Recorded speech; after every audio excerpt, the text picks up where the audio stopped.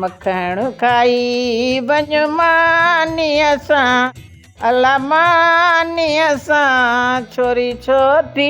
रुसे पंहिंजे नानीअ सां अला छो थी रुसे पंहिंजे नानीअ सां हाय हाय मखण खाई वञ मानीअ सां छोरी हेॾे चिलकड़ी मांखे बुसरी त पचाए ॾे। अम्मा कहिड़ी ख़ुशीअ में मामा वलूअ मामी कज़ीअ खे छॾियो आहे न ख़ुशीअ में छा या वरी इन पीरूअ सां ॿीहर शादी थी करे इन ख़ुशीअ में भला इन ख़ुशीअ में त असांखे घर मिलियो आहे इन ख़ुशीअ में खाईंदीअ छा ज़रूरी आहे छा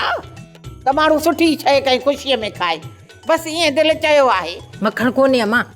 छा में बुसरी ठाहे ॾिए गिह में ई ठाहे ॾे। कहिड़े गिह में सादे में या सचे में सचे में हुजे त जेकर भलो आहे ओ ठीकु आहे अम्मा पर मिठाई कोन्हे छॾेसि मिठाईअ खे खंड में ई ठाहे ॾे। खंड में खाईंदीअ हा छाहेसि अम्मा काठियूं खपी वयूं काठियूं कोन्हनि खे पोइ छोरी साऊं सिधो चयो न त निभाग उनेरड़ ते थपियो पियो अथई जे कची भिट खे लेपो लॻल हूंदो आहे। निभाग कोन्हे अम्मा निभाग कोन्हे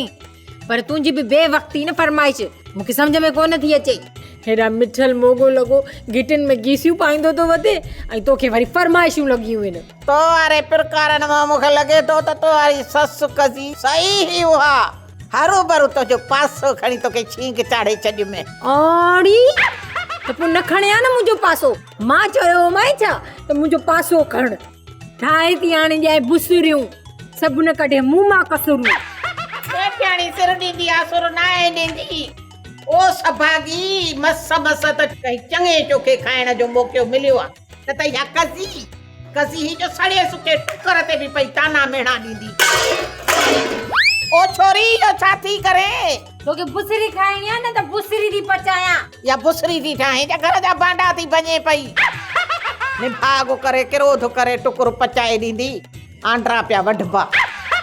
छॾे हाणे छॾे बसि रहो थी वियो बाहि लॻी अहिड़ी बुसरीअ खे रहंदो घर डावां डोल सही आहे जेका तुंहिंजी मर्ज़ी।